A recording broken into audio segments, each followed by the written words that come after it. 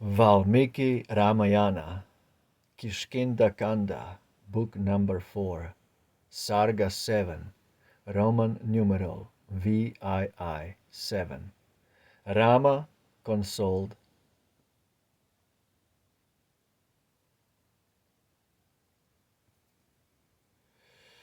With longing love and woe oppressed, the Vanar chief he thus addressed, and lie, while sobs his utterance broke, raised up his reverent hands and spoke. O Raghu's son, I cannot tell where now that cruel fiend may dwell. Declare his power and might, or trace the author of his cursed race. Still trust the promise that I make, and let thy breast no longer ache. So will I toil, nor toil in vain, that thou thy consort mayest regain.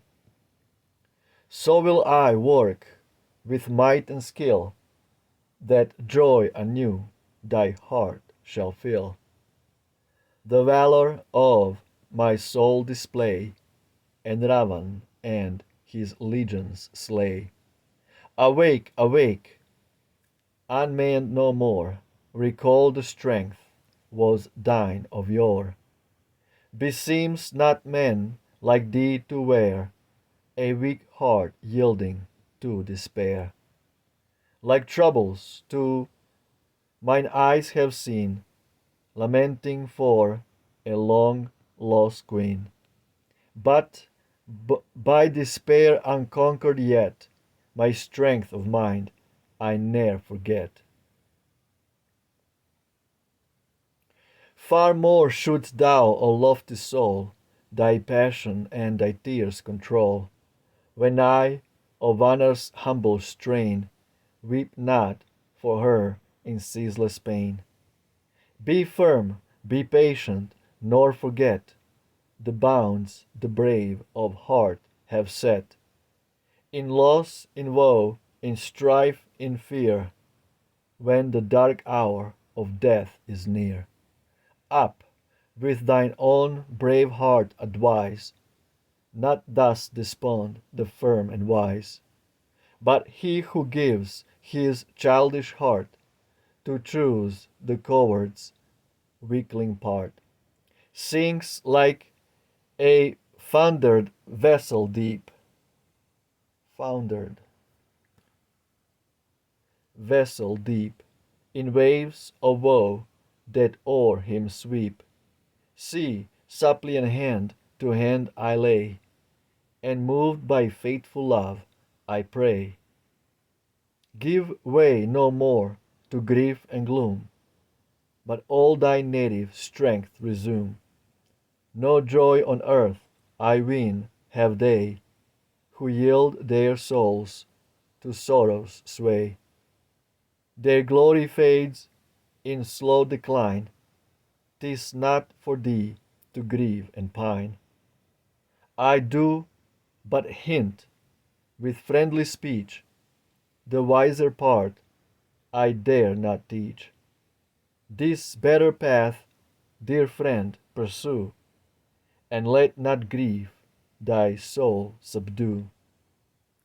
Sugriva thus, with gentle art and sweet words, soothe the mourner's heart, who brushed off with his mantle's hem tears from the eyes, bedewed with them.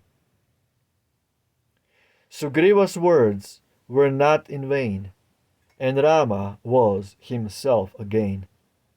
Around the king his arms he threw, and thus began his speech anew.